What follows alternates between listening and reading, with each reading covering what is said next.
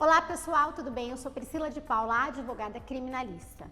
E eu sou Thaís Vasconcelos, também advogada criminalista, e estamos aqui para convidar vocês para um evento muito especial. Esse evento ocorrerá dia 9 de novembro, a partir das 14 horas, aqui no Centro Empresarial de Santo André. Sim, o evento será Márcia Bernardes e Histórias de Superação. Nós contaremos com convidados muito especiais, contando sobre a sobrevivência de cada um no cárcere. Nós teremos, por exemplo, a Daiane, a Ana Paula, o Gabriel e também a Jade, além da história da Márcia Bernardes, que é uma história lindíssima e super inspiradora. Para você que é estudante de Direito, lembre-se, se você participar, você terá a declaração de horas de participação desse evento super especial. E você sabe quanto você vai pagar para você poder participar desse evento maravilhoso? Apenas um item de higiene pessoal feminino que será destinado para as unidades prisionais femininas aqui do estado de São Paulo. Convidamos a todos vocês!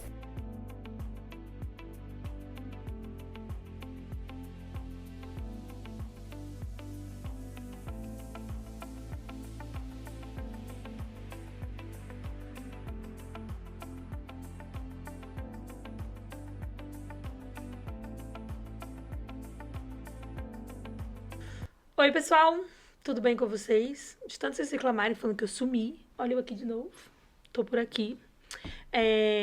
Pra quem, eu acredito que até quando essa entrevista for no ar, ainda não vai ter começado a palestra, né? Que tá marcado pro dia 9 de novembro.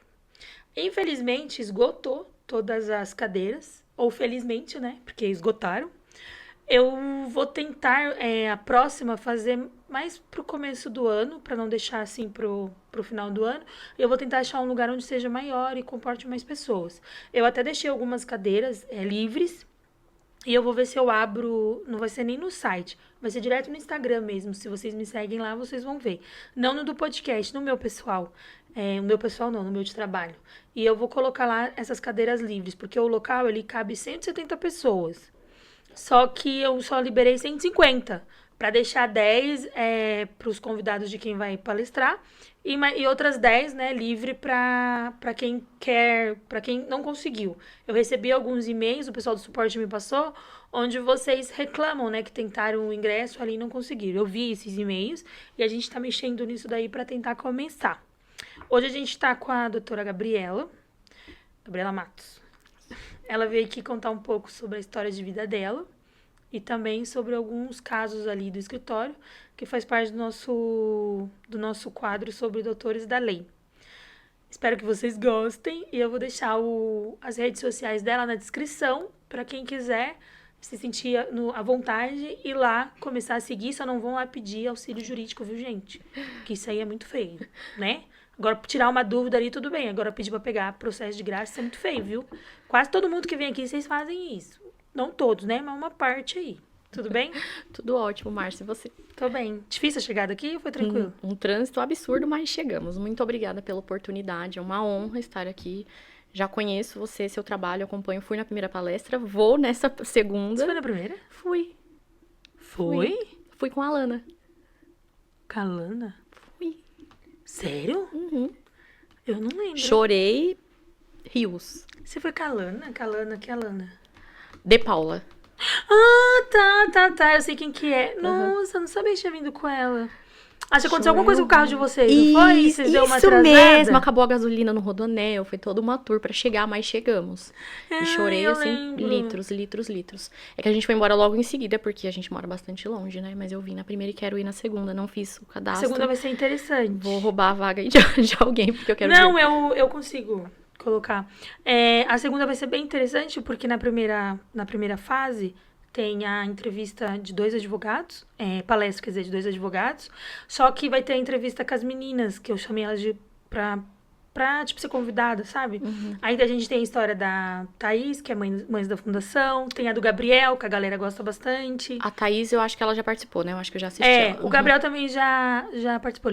Ele é um homem, só que ele é gay. E ele ficou preso lá no Nordeste, num presídio de homossexual. Só pra homossexual. Ah, é? Ele tem umas histórias Não muito assisti, interessantes. não Ele tirava assisti. muito vídeo, muita foto lá dentro. Então ele tem umas histórias bem interessantes. E aí tem a Ana Paula, que também vai contar ali um pouco da história dela. E teve uma moça que veio há pouco tempo, a Alicia, que também a história dela é bem interessante. Aí eu convidei Da Alicia ela. eu vi. Aí tem a primeira rodada, né, que são com eles. Aí depois tem um intervalo, que da outra vez não teve, que o pessoal foi embora dizendo que tava com fome. Porque um dos palestrantes me atrasou 1 hora pra chegar. Ah, é? Não foi só vocês que tiveram perrengue, o palestrante também. Eu não sabia. E aí não tinha como eu começar sem ele, porque ele era o primeiro, e eu não sabia o que fazer, também era a primeira experiência, Então, né? mas eu lembro que a gente tava chegando e você falou que tava um pouquinho atrasado também. Tava bem atrasado. E aí começou. Aí beleza, depois começou, mas muita gente foi embora porque a gente estava com fome. Porque, tipo, tinha atrasado muito. E foram embora. E aí eu falei, quer saber, dessa vez eu vou fazer um café. Aí eu vou servir um café num período ali de 40 minutos para as pessoas comerem, aí depois eu venho e volto na minha. Quando você chegou, já tinha começado a minha ou ainda tava no... Era um advogado, acredito eu, homem. E aí eu dei E uma é uma advogada mexida. mulher apresentou também. É a Thaís. Isso, e aí depois você. Então, ela tá como apresentadora ali conversando com as meninas. Vai ser bem... Eu acredito que desta vez, até pela organização, que hoje a gente tem a produtora, né? Que é a pessoa responsável de produzir, ele é muito inteligente. Inclusive, eu vou deixar o Instagram dele aí pra vocês, viu? Pra vocês darem uma olhada lá. Ele é muito inteligente.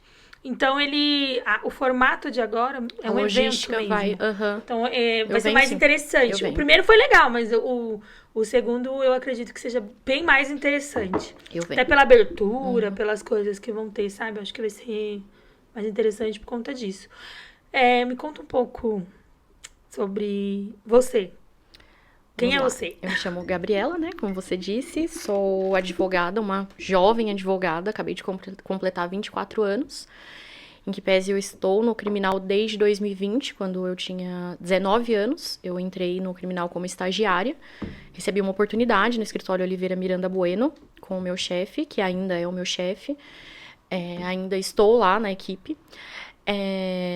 É muito difícil conseguir um estágio na área criminal, né? Quem tenta sabe, as pessoas me pedem muito ali via Instagram e uma chance, etc. Mas existe pouco aproveitamento da oportunidade de estágio, né? E eu sinto que foi isso que eu fiz de diferente na minha carreira, que apesar de curta, tem tudo para ser promissora. Eu aproveitei muito meu estágio, muito. Então, eu nunca deixei de me posicionar como uma advogada, porque você tá ali no estágio, é pra isso, né? Então, eu construí a autoridade ainda como estagiária, eu acompanhei meu primeiro flagrante em 2020, nem tinha carteira de estagiária ainda, porque só pode a partir do 7º período, então eu acompanhei com o RG.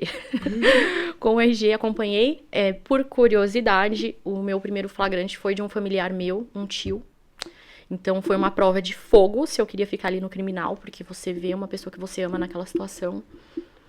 É degradante. Então, ali foi o meu primeiro flagrante, eu acompanhei com muito carinho.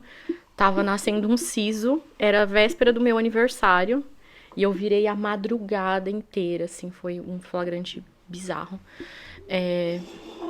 Ficamos no processo, eu vivi a dura experiência de receber a condenação de uma pessoa que a gente ama tanto. Então, infelizmente, ele foi condenado, porque um dos corréus falou um monte de asneira na audiência, ele foi condenado, mas nós conseguimos, na apelação, diminuir muito a pena, tiramos água de pedra, assim, e hoje ele tá em regime semiaberto. Então, ali foi a minha primeira experiência prova de fogo mesmo no criminal, que eu participei de um flagrante, eu tinha alguns meses de casa já lá no escritório, e foi o primeiro cliente que eu indiquei. Dali em diante, eu postei aquele flagrante a noite inteira no Instagram, então eu tinha algumas pessoas que me seguiam ali, e aí foi que eu me denominei pro mundo, pra sociedade criminalista, independente de ser estagiária. E aquilo ali atraiu as pessoas. Então, acontecia alguma coisa na vida das pessoas que era direito penal, as pessoas me ligavam. E eu não tinha a menor noção ainda do que eu estava fazendo, para ser bem sincera. Eu aprendi fazendo. Então, colegas que eu conheci em festa, amigo que indicou um outro amigo, e aí foi entrando e eu fui compondo ali uma pequena cartela de clientes ali dentro do escritório, outras pessoas de outras áreas começaram a me procurar, eu comecei a indicar ali para as outras áreas do escritório, isso ainda estagiária. Então, tudo que eu tenho veio da minha carreira como estagiária, porque eu só recebi a minha ordem de advogada agora em fevereiro desse ano. Então, eu sou advogada há muito pouco tempo. muito pouco tempo, Na mas verdade, todo não, mundo... você já é advogada há muito tempo. Exato, todo mundo me considera advogada desde antes. Então, pra todo mundo, eu tenho uma carreira aí de 4 anos, que vai completar 5 anos. E a minha carteira da ordem de advogada veio agora em fevereiro. Eu passei ainda no 9º semestre, mas tem todo aquele processo de você apresentar TCC, rolar grau, paguei aquela taxa pra adiantar. Não adiantou muita coisa, mas paguei pra adiantar, receber a ordem antes, mas pela ansiedade, porque a gente que é estagiário e a gente tá ali assim, quero ser reconhecido, quero ver meu nome aparecer, a gente tem, não adianta falar, talvez por ego, por querer dar orgulho pra família, então eu tava com aquela ânsia de pegar a carteira da OAB, marcaram a minha solenidade para um dia que eu tinha 1001 coisas no escritório. Eu fui trabalhar, saí, recebi a ordem sem ninguém. Não levei minha família para assistir, não tive essa oportunidade, porque eu precisava trabalhar. Então foi uma loucura. Eu cheguei atrasada, peguei ali, virei pra menina do lado, falei, você tirou a foto minha? Ela tirou a minha foto, eu voltei. Eu tinha um despacho no dia, eu lembro. Voltei pro escritório, fiz o despacho. Então não teve muito aquela mágica da solenidade. Eu gostaria que tivesse sido em um outro horário para poder comemorar com os meus pais, enfim. Mas eu não tive essa oportunidade. Como eu quis entrar no direito criminal e como foi esse acesso ao direito criminal. Não, eu não sou apadrinhada, não conhecia meu chefe, não conhecia ninguém do direito criminal, exceto pelo lado família. Então, o meu contato com o sistema carcerário e com o direito criminal veio lá da minha infância, por uma pessoa muito especial da minha vida, foi onde eu tive acesso ao que era o sistema carcerário, que era o judiciário brasileiro. À época, eu era muito pequena, então eu pensava que eu queria ser juíza, porque na minha cabeça eu ia soltar todo mundo e eu ia fazer uma grande revolução nas cadeias brasileiras e que ninguém ia sofrer mais. Na minha cabeça era isso. Eu tive algumas experiências do tipo deixar azedar as marmitas para dar para quem não tinha comida ali no final de semana. Eu cheguei a ver barata e rato passando por marmita, pelas marmitex que iam para os presos. Eu cheguei a ver muitas humilhações. Então, a partir dali, eu sabia que eu queria fazer alguma coisa de diferente, mas eu não sabia qual era o cargo que ia me possibilitar isso. Então, a minha primeira ida no fórum da Barra Funda foi com um familiar meu. Eu lembro exatamente de ter visto aquele quadro que tem a toga. Quantos anos Então, você tinha? 7, 6. Era muito pequena. Ou menos. E aí eu lembro de ter visto aquela toga ali no quadro e olhar e deslumbrada com tudo aquilo, e eu vou crescer, e eu vou fazer acontecer. E aí eu fui crescendo e eu fui vendo que, na verdade, quem ficava ao lado do réu era o advogado, né? Quem tava ali no último degrau da humilhação, do descaso, da tristeza, do sofrimento, segurando a mão da família, era sempre o advogado. E aí eu entendi, o que eu quero é fazer a diferença. E eu quero fazer a diferença como advogada. Não é como delegada, para muitas vezes cobrar propina, como muito isso acontece, a gente sabe. É uma realidade, infelizmente, do nosso país. Você falou uma coisa, na minha sala de aula, o meu professor, ele é... Você falou, eu me emocionei. Tá nervoso já. Ele é da corregedoria da Polícia Militar. Meu professor. E eu conversando com ele na sala de aula, eu falei, né? Falei assim pra ele, professor, eu tinha crise de ansiedade naquela faculdade. Meu professor era juiz federal, minha professora era juíza da Justiça do Trabalho. Eu só fiquei um semestre só. Eu não consegui. Eu tive crise de ansiedade muito forte, de eu entrar no banheiro e eu ter aquele choro. E eu não consegui voltar ao ar. Aí um dia ele me perguntou, o que tá acontecendo? Eu falei, porque eu sou ex-presidiário, você fica falando, não sei o que, não sei o que. Ele fala assim, calma, segurando assim na minha mão. Calma, eu tenho muito orgulho de você, que não sei o que. Eu falei, não. Você fala isso, você fala... eu entrei em desespero. E aí... como eu já tinha essa abertura com ele, a gente na sala de aula, ele explicando as coisas, eu falei, professor, tem delegado aí que faz acerto de 30 mil. Eu tenho um cliente que eu tava gravando pro podcast, meu celular tocou porque precisava de um advogado pra levar 30 mil pro delegado. E aí ele falou assim, né, Márcia, não dá pra te comparar tudo, não sei o que, ele tentou ali sair do assunto. Acabou a aula, foram pro intervalo. Eu vi os Zuzu na sala, eu já tinha uma preocupação, porque eu sabia que eles sabiam que eu já tinha passado pela cadeia, né? Aí eu deixei meu celular gravando. Teve um menino que te xingava, né? Eu lembro. Esse logo quando eu entrei, em 2019. Aí eu deixei o celular gravando, né? E fui no banheiro. Quando eu voltei, eu escutei eles falando, nossa, mas isso não é coisa que fale. Eu não acredito, imagina o delegado cobrar 30 mil. E tinha um policial militar na sala, né? Imagina. Aí eu voltei, escutei a gravação, aí eu falei pra ele, aí eu esperei, pra você ter ideia, na sala era 7, 8 alunos por sala dessa faculdade aqui de Santo André, inclusive. Aí eu peguei e falei, né? Falei assim, você é policial militar, você não participa do acerto, porque você não faz parte da cúpula lá de dentro. Você não ganha nada. Se você arrumar alguma coisa, é da porta pra fora. Chegou lá dentro, nem a sua autoridade é vista. Pra você falar que isso não existe, que é só na corregedoria. E vocês só sabem a faculdade, vocês nunca participaram de um flagrante. Se o telefone tocar hoje e falar assim, um flagrante, vocês não sabem nem pra que caminho seguir. Eu terminei um recurso aqui em 3 minutos. E falei, professor, eu vou comer porque eu já terminei meu recurso. Vocês ainda estavam na primeira página. E perguntando pra mim como que eu já tinha terminado. Porque eu vivo direito todos os dias, vocês não. Então como que vocês falam que aquilo que aquela pessoa tá falando não é verdade? Foi um quebra-pau, meu filho. Briguei com um menino desse tamanho assim. Falei, cara, eu não vou ficar nessa faculdade. Uma, porque eu não ia passar de ano. Tenho certeza que eu não ia terminar o semestre, porque era muita briga. Tipo assim, umas pessoas assim, que eu falo, mano, esse povo quando você tá na faculdade não vai passar. Eu venho de uma faculdade elitizada também, eu fiz Direito Mackenzie. E lá é um outro nível. Então as pessoas não tinham contato com o direito penal de verdade. Ou quando se tinha, era com direito penal econômico, que eu trabalho também, mas é uma outra realidade. Então, ninguém ali sabia o que é um CDP. Ninguém sabia o que é você pisar numa penitenciária. O que é um flagrante. Ninguém sabia o que é um flagrante. Ninguém sabia o que é ser desrespeitado na delegacia. O quanto a gente é desrespeitado na delegacia. A gente é humilhado. Ninguém gosta da gente. Ninguém gosta da gente. Ninguém imagina que, tipo, é só você na delegacia, eu quero tirar cópia de um inquérito aqui. Você pode. Mas você chega lá e você é destratado. Você que é mulher, você passa por muito assédio. A primeira coisa que vão te desclassificar é a sua idade. No meu caso, então, assim, a primeira coisa que falam o que você... Eu ouvi esses dias, tá? O que você tem de idade, eu tenho de tempo de carreira. Eu olhei e falei, mas você não sabe o que você tá fazendo. O problema é seu. Você não sabe o que você tá fazendo.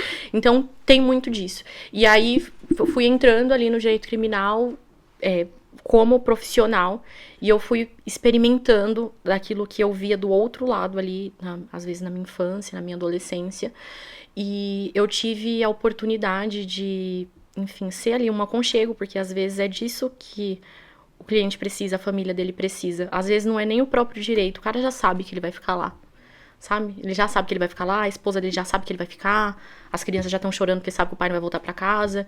Então, às vezes, tudo que ele menos precisa é ouvir o direito. O direito ali não vai fazer diferença nenhuma na vida dele. Então, eu acho que o que faz muita diferença na minha advocacia, a advocacia que eu acredito, é essa humanização. E eu devo essa humanização ao que eu vivi. Então, eu já estive do outro lado, eu sei o que uma família precisa, eu sei o que um preso precisa. Então, hoje a gente tem ainda muita tortura em unidades prisionais, as pessoas não imaginam, as pessoas não fazem ideia do que é um presídio. O jeito que as pessoas falam, tem que ir preso mesmo. Às vezes um furtador, uma pessoa de baixa periculosidade, as pessoas acham, tem que jogar lá, tem que ficar preso, tem que ser prisão perpétua. E os inocentes? Que é um monte. Eu tenho um cliente de estupro e homicídio que é inocente. Mas ele é inocente porque ele é inocente ou porque ele é inocente porque ele não é inocente? Ele não fez. Tá. Tá? Do mesmo jeito que eu tenho ali um maníaco no escritório, que tá lá desde antes de eu chegar, desde 2014, que é um maníaco sexual, que ficou bastante conhecido, é um caso midiático, que assume que fez, que é um réu confesso, e que inclusive o escritório briga pela internação dele desde 2014, e só foi conseguir isso agora na sexta-feira da semana passada. 10 anos depois. 10 anos depois, eu tenho um inocente. E ele ficou louco. Quem fica normal? A gente fica louco lidando com ele. Como que é que você pode falar do caso dele? Na verdade, o caso dele foi uma falsa denúncia. Ele foi levado num instituto aqui de São Paulo, que eu não vou citar o nome, porque se você for inocente, lá você é culpado. Né? Os laudos que eles produzem. Então, ele foi condenado primeiro por um estupro. Ele tinha uma advogada que era da área civil, não era criminal. Depois ele foi condenado por um homicídio e as duas situações estão ligadas à mesma vítima do estupro, e foi a ex-esposa que fez essa denúncia. Então eu acredito fielmente na inocência dele. Meu chefe acredita, ele tava no semiaberto, ele arrumou as coisas dele e ele foi embora. Tipo, o diretor buscou ele no caminho. Porque na cabeça dele, ele não tinha que estar ali. E aí, tipo, ele virou e falou, não, eu já sou livre, tipo, eu não fiz nada. E você via que ali era realmente ele acreditando que ele podia ir embora. Porque ele viu tudo aberto, né? Ele já chegou de o meu chefe ir atender ele e eu acompanhar, né? Porque esse caso estava no escritório antes de eu chegar. Meu chefe acredito que entrou na segunda instância ou já na execução, não sei bem. De ele não querer atender o meu chefe, ele não reconhecer o advogado dele. Então, assim, só uma pessoa que é realmente inocente pira. Porque ela sabe que ela tá ali injustamente, aí ela... Então, assim, imagine uma pena de morte pra esse cara tava morto. Às vezes eu acho que era melhor. Sabe? Eu acho que se fosse eu preferia estar morta do que estar lá vivendo aquilo injustamente. Ainda mais em um presídio de crime sexual, que você tá exposto a abuso, né? Enfim. Estupro. Sem você, de fato, ter feito. Então, esse maníaco, a gente luta aí pela internação dele há um bom tempo para que ele pudesse se tratar, porque ele reconhece a condição dele, ele é extremamente respeitoso no que ele consegue controlar, então, extremamente educado, inteligente, tem uma família ali que sofre muito, e ele nunca veio... Ele é casado, tem filhos? Eu não sei se hoje ele está casado, mas ele era casado. Tem filhos? Da minha idade, uma filha, mulher da minha idade com meu nome. Putz. Imagina pra filha. Eu não sei como que é a relação familiar hoje, mas é um caso que mexe muito comigo, porque, sabe, desde 2014 meu chefe ali lutando pra internar essa pessoa, pra essa pessoa ter um tratamento, porque ela tem uma condição que ela precisa. Aí o Estado faz a progressão de regime e coloca na rua de novo. Quando eu tava próxima à progressão de regime dele, ele sofreu propositalmente uma falta disciplinar. Dito que foi propositalmente, tá? Porque tava muito próximo e foi uma coisa tipo arrancar bocais de luz, coisa assim. Então eu acredito que era justamente pra ele não sair, porque ele chega na audiência, ele fala, eu sou réu confesso. Ele nem sabe de que caso tá falando, eu sou réu confesso. Senhora promotora, advogada que estão aqui, eu sou réu Eram muitos confesso. casos? Tipo, eram muitas mulheres? Eu acho que são... A gente fez uma contagem? Acho que são 45. São 45. Ele estuprou 45 mulheres ou ele abusou de 45 mulheres? Estupro. 45 mulheres? Tem abuso ali no meio. Então por isso que ele tem ciência da condição dele. Ele tem ciência. Quem aparentemente não tem é o Estado, porque é mais barato você deixar ele lá comendo comida estragada e a família custeando o remédio, porque graças a Deus essa família tem condições de custear o remédio dele, do que você levar ele de fato para uma internação.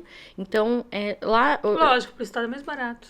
O escritório, eu gosto muito desde quando eu entrei lá, e eu tenho a intenção de continuar lá a longo prazo, porque é uma advocacia muito parecida com o que eu gosto, com o que eu quero viver.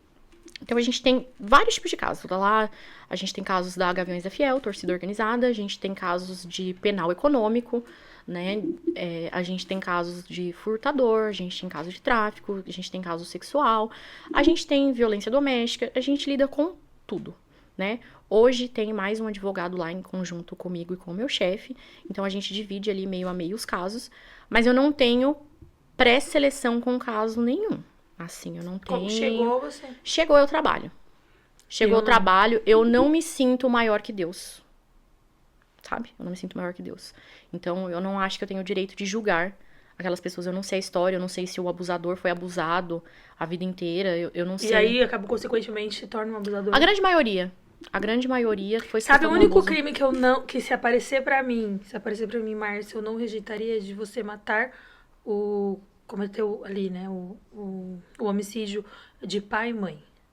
Esse é o único que, se aparecer pra eu, Márcia, eu não rejeitaria. Aí as pessoas perguntam, mas por quê?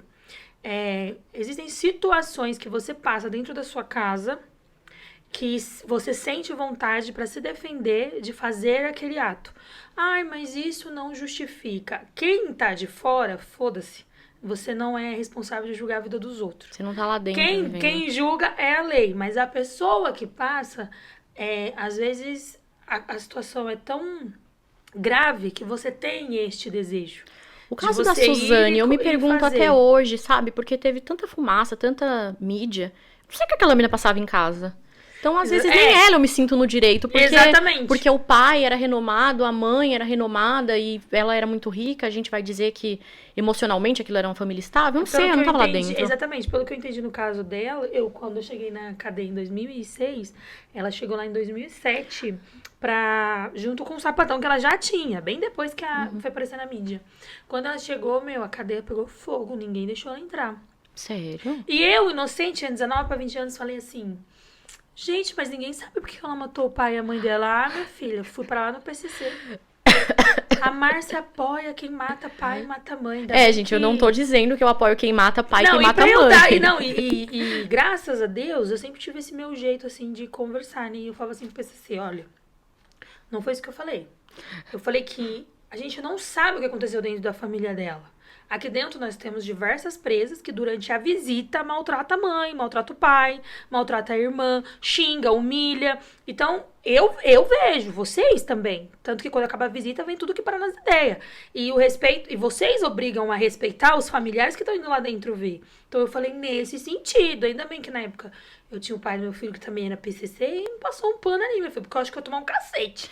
De tão nervosa. Mas pra que você elas ver, as ficaram. próprias pessoas que estão lá dentro, elas maltratam e fazem um juízo de valor. Não respeita. Então, assim, pra mim, não existe pecadinho ou pecadão. Não existe criminho ou crimão. Sabe? As pessoas, elas são seres humanos, elas são falhas, elas acabam ali fazendo coisas que não deveriam, seja pela lei, seja pela moral. Então, eu não sinto que eu tenho esse direito. Pode, eventualmente, aparecer um caso que se eu não acreditar que eu devo trabalhar naquele caso, eu não vou oferecer o meu pior, né? Ficando só pelo dinheiro. Mas hoje eu não tenho. Chegou, eu vou trabalhar. Se eu me sentir confortável, eu vou entregar o melhor que eu puder. Tem cliente que a gente pega muita afinidade. Tem cliente que eu não consigo. Acho que se sair lá do escritório, eu vou ficar muito mal. Você toma pra você a causa? Totalmente. Eu sou assim. Totalmente. Mas vocês atendem direito de família?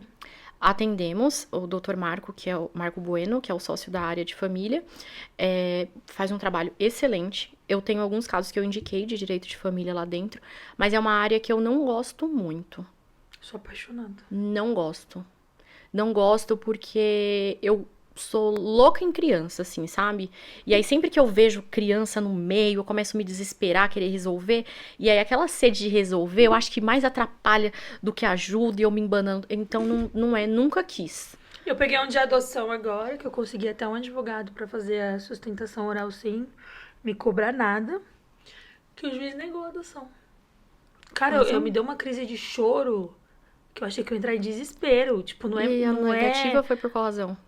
Porque a família começou a fazer trabalho social dentro do abrigo.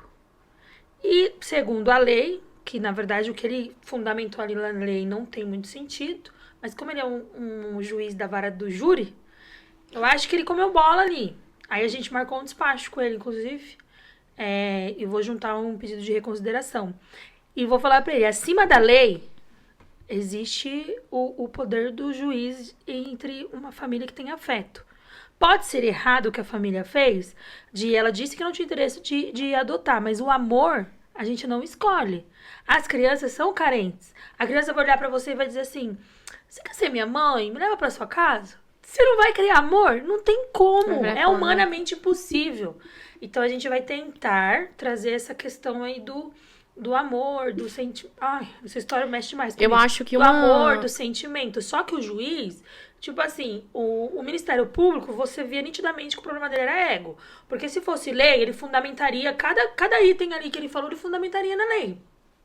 Cada item. E ele não fundamentou na lei. E o juiz, quando ele deu a decisão, ele fundamentou 3 artigos que todos estavam preenchidos dentro da inicial. Então não tinha muito sentido o que ele falou. Eu acho que uma das grandes falhas do judiciário hoje é que a grande maioria dos juízes e dos promotores, eles vêm de uma realidade ali que não é a mesma de grande parte do Brasil. Então eu vejo coisas assim que manifestações e despachos por ego, seja por desconhecimento, que me assustam. Recentemente eu tive um despacho de um promotor muito famoso, que eu não vou citar o nome da pessoa aqui, mas um promotor bem famoso. Nós pedimos a progressão de regime. Esse caso eu vou contar. Esse caso eu vou contar sem citar nomes, é uma família muito querida por mim. Não precisa citar o nome. Eu já conhecia o irmão, já tinha feito diligências pro irmão, nunca nenhum processo. Conheci o irmão ali, acho que em 2021. E aí, esse ano, ele me procurou e falou, olha, meu irmão tá preso, é uma outra advogada, e a minha sobrinha faleceu porque a mãe dela, ex-mulher do meu irmão, matou ela e se matou. Eu falei, oi? Eu não entendi nada, o que ele tava me explicando, era meia-noite. Eu falei, eu não tô entendendo. Ele falou, meu irmão era casado com uma moça, ele tá preso num semiaberto. Essa moça matou a criança e se matou e encontraram o corpo das duas, né, no domingo. E eu pedi pra advogada da execução dele uma autorização pra ele vir participar do velório da filha, da minha sobrinha, e ela cobrou 20 mil e tem que pagar a escolta. E eu falei, olha, eu não sou advogada dele, eu sou a sua advogada. O que eu posso fazer por você? Eu vou ver como é que funciona. Eu também nunca fiz esse pedido, vamos correr atrás. E comecei, fiz o pedido, não cobrei ele na hora, porque às vezes a gente precisa ser humano, sabe? O cara tá preso, a ex-mulher dele matou uma criança e se matou. Como é que eu vou mandar uma proposta de honorário numa situação dessa? Sabe? Era uma pessoa que eu já conhecia, conheço a índole da família, então falei, vamos, né, meu chefe é a mesma batida que eu. Então, assim, a gente foi lá, fez um pedido na execução. O pedido era em auto apartado, então eu não precisei dos subs dela, eu fiz uma nova, fiz sem procuração, falei que, coloquei o artigo dizendo que eu juntaria em 15 dias. Liguei em presídio, liguei na vara e fiquei ali louca, completamente louca pra trazer ele. A juíza foi tão humana, mas tão humana, que ela adiantou a saidinha dele, pra ele ter condições de ir no velório, fazer ali um acompanhamento psicológico e depois retornar. Assistente social do presídio, foi muito difícil a logística, porque é muito difícil, né? Presídio é muito difícil, pra eles também é muito difícil, é tudo muito complicado. A gente passou ali alguns dias, o corpo também estava demorando a liberar por conta do descobrimento da causa, da perícia que foi encontrado já em estado degenerativo. Então, felizmente conseguimos, ele veio pro velório. Depois que ele veio pro velório, ele me ligou aqui na rua com o irmão dele, falou que ele queria te agradecer, tal. Mesmo diante da situação que ele tava, ele ligou pra agradecer e queria saber quanto que ficava pra gente assumir o processo dele. Eu fui olhar o processo e tinha um pedido de remissão e tinha um pedido de... só um pedido de remissão. E eu olhei aqueles cálculos e eu falei, mas já foi seu lapso. Só uma dúvida, a mulher se matou e a criança se matou? Quantos anos a criança tinha? Ela matou a criança e se matou. Quantos anos a criança tinha? Acho que 7. E tem Dizem que a mulher era depressiva, né? Que tinha uma causa religiosa ali no meio, alguma coisa que a criança estava crescendo e não aceitava os preceitos da religião dela, e por isso tinha tanta briga, mas ao certo, íntimo da família, eu não conheço. Eu sei que falam que ela estava depressiva. Pra matar o filho e depois se matar? E aí ele voltou pra unidade, eu pedi uma videoconferência com ele, eu falei, olha, eu não posso ser antiética, você já tem uma advogada, que eu sou advogada do seu irmão, eu fiz esse pedido. Doutora, mas quanto você vai pra você ficar no meu caso? Fiz lá as contas, simplesmente o lapso dele estava vencido desde antes da menina falecer. Olha o peso disso, Márcia. Era pra esse homem estar na rua antes da filha dele estar morta. E o que se tinha no processo era um pedido de remissão direcionado à vara antiga dele. Porque ele era de um presídio, ele foi transferido, a execução dele mudou, foi redistribuída, e o pedido de remissão ficou perdido ali no meio, para a antiga vara. O que eu fiz? Um pedido de reapreciação da remissão, mas juntando os documentos concernentes, né, que ajudariam ali, despachei e fiquei ligando na vara. Ele tá de cadeia vencida, com essa remissão, precisa. Acabou de perder a porque filha. ele tava trabalhando desde 2020, então ele tinha muita remissão. A vara deu o cálculo, o promotor validou o cálculo, ai, que ódio desse promotor. Validou o cálculo, eu fiz o pedido de aberto dele, porque ele estava no semiaberto. Quando eu fiz o pedido de aberto, veio uma manifestação do promotor que eu não acredito que um ser humano que estudou, que tem tantos anos de carreira, tem capacidade de fazer uma manifestação daquela.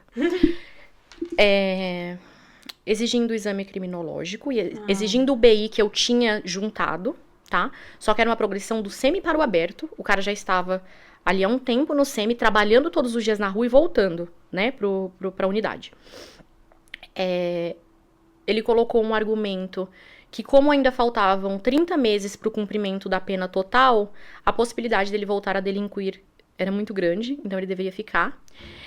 E que o crime de tráfico, por ser hediondo, ele tinha que ficar mais tempo. Só que o lapso temporal estava cumprido, o lapso subjetivo estava cumprido. Aquilo me revoltou, tipo assim, era tarde da noite, eu tava transtornada. Eu sei bem o que é isso. Transtornada. fizemos uma nova manifestação, juntamos.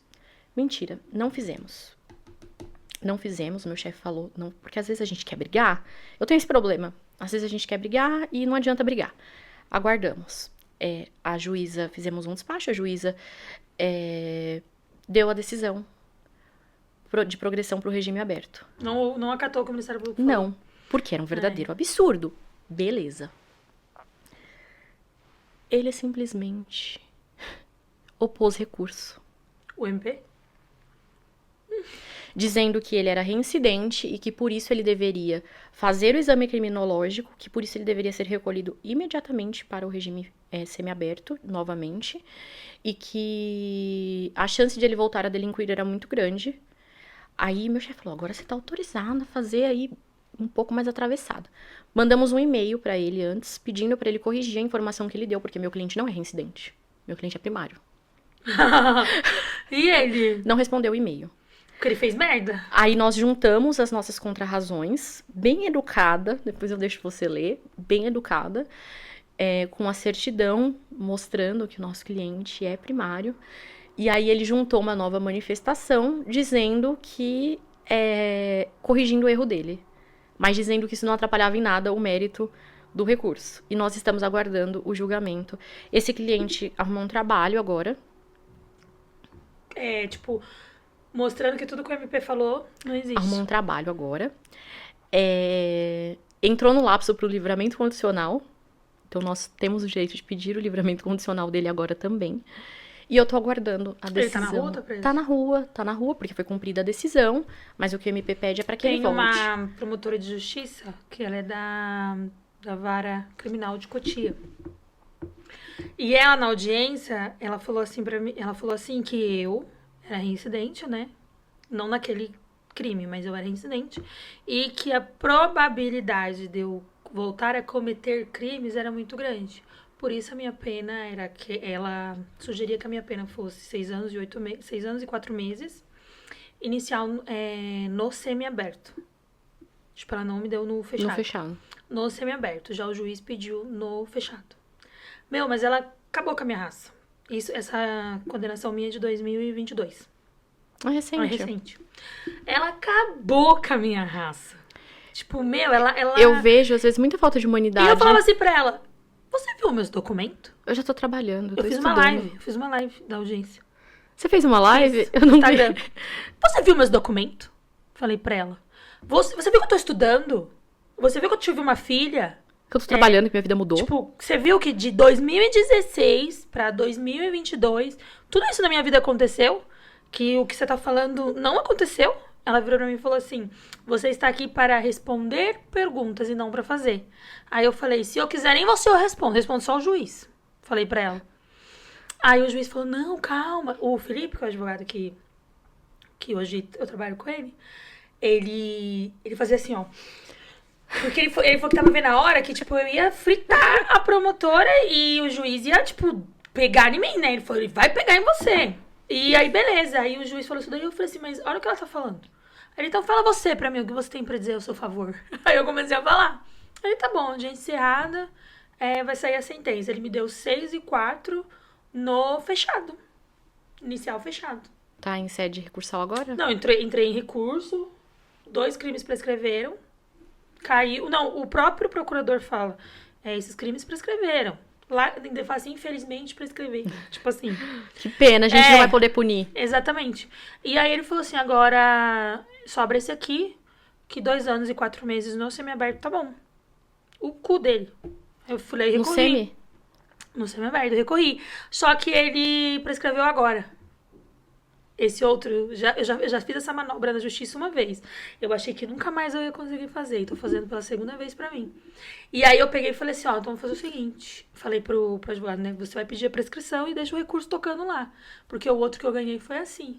Eu ganhei não foi no TJ nem no STJ, eu ganhei no STF. E pela Defensoria Pública Federal, tá? Quando eles querem, porque eles nem... Não, porque realmente, tipo, não tinha cabimento que eles queriam. Quando chegou lá na mão do ministro, o ministro falou que o Estado já tinha perdido o poder de me punir. E que não ia me punir, acabou. Mas é engraçado, o nosso judiciário, ele é um reflexo da nossa sociedade, né? O judiciário, ele é dinâmico. E ele se adapta àquilo que a sociedade quer. A nossa sociedade, ela é extremamente punitivista. Você vê essas matérias de internet e tal, você vai ver os comentários no Instagram, eu sinto vontade de pular da ponte. Porque é impressionante a tara que as pessoas têm em punir, em ver a gente presa. Você já viu os comentários que deixam pra mim? Não, eu não tive esse desprazer e não quero ter. Teve uma vez Porque que eu fiquei machuca, uma as semana de pessoas não têm, depressão, as mas pessoas uma não têm. semana mesmo, assim, de eu não querer mais, de eu quase desistir do canal. das Acredito, coisas. as pessoas elas não têm noção, elas não querem ver ninguém ressocializado. Na verdade, já começa que o nosso sistema em si, ele não é feito para ressocializar. A cadeia de Mongaguá, eu não sei como não existe nenhuma, não sei também se existe nenhuma, porque eu tenho um cliente lá agora só, que inclusive é meu familiar. Tem 30 minutos de água por dia, para todo mundo tomar banho. Não pode banho de sol, acho que por mais de 1 hora, 2 horas. Na lei é 2 horas. O que tem de bicho. O RO, você chega, é variável.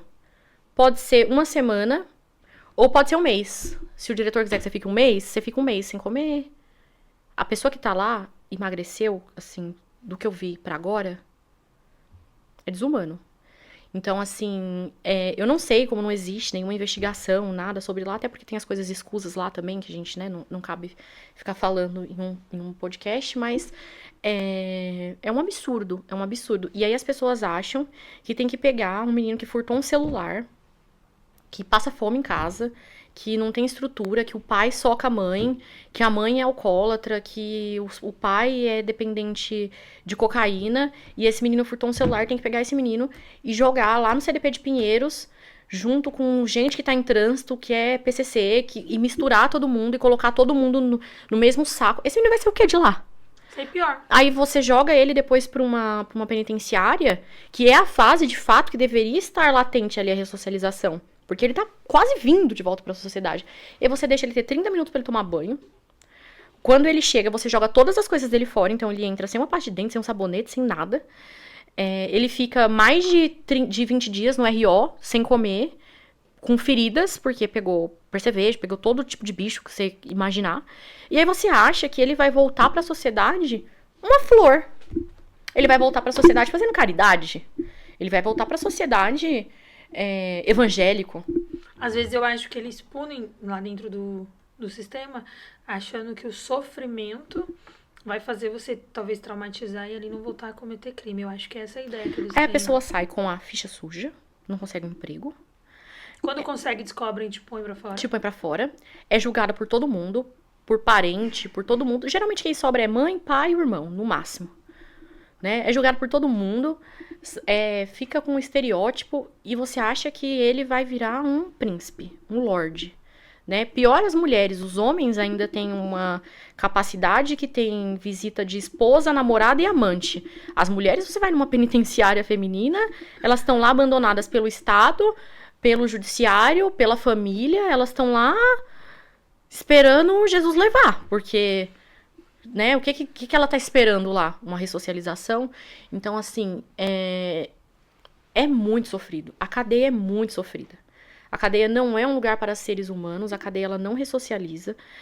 Sorte de quem tem família e estrutura aqui fora, porque eu acho que é o que move você, quando você tem alguém aqui que te ajuda, você tem uma rede de apoio e fé para recomeçar. Porque se você não tem esses elementos, a chance de você reincidir é muito grande. Mas por quê? Por que isso acontece? Sei lá quantos mil anos de Brasil e isso continua acontecendo da mesma forma. Por quê? Por quê? Educação. O apoio do Estado que não tem quando a pessoa sai. Então, basicamente, o que as pessoas pensam é: errou, tem que morrer. Tem que morrer. Tem que ficar sofrendo lá dentro até morrer ou tem que ficar preso pra sempre. É isso que as pessoas pensam. Quando sair, você não tem direito a nada. A nada. A nada. Né? E aí, se você roubar de novo, vai preso de novo e fica lá e até você morrer. É isso que as pessoas pensam.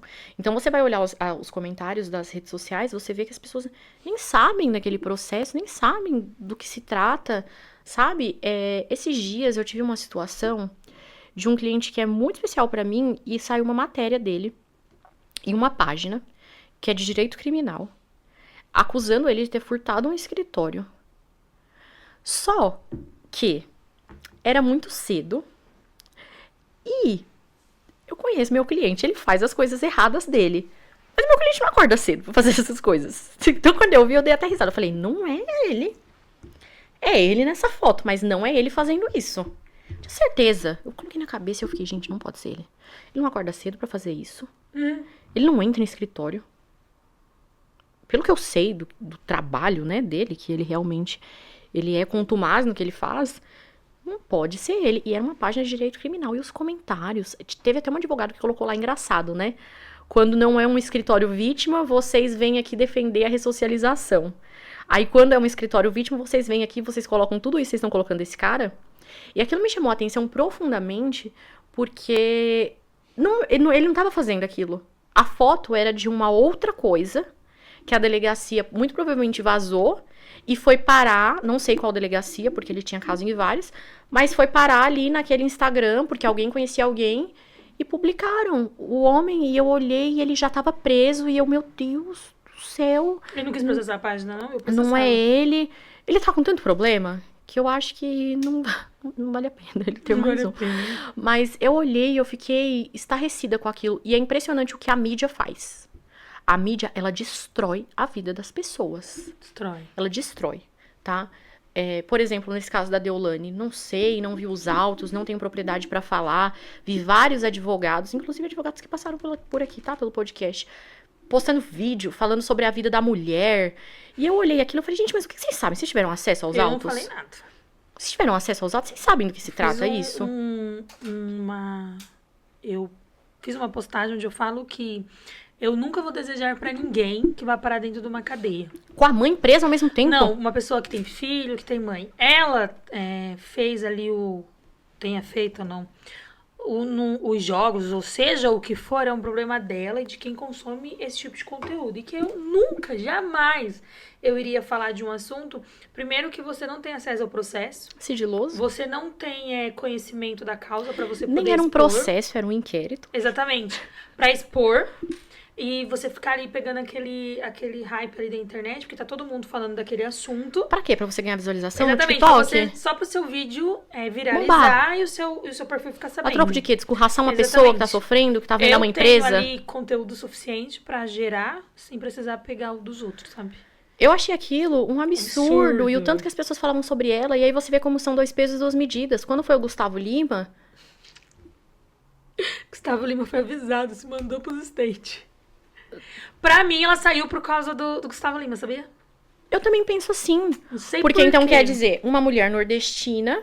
Periférica. Tá? Periférica, que veio do nada, que a família tinha bancas lá no Brás, teve bar, uma mãe que lutou pela educação das filhas, acima Até de tudo filho ela que não era dela.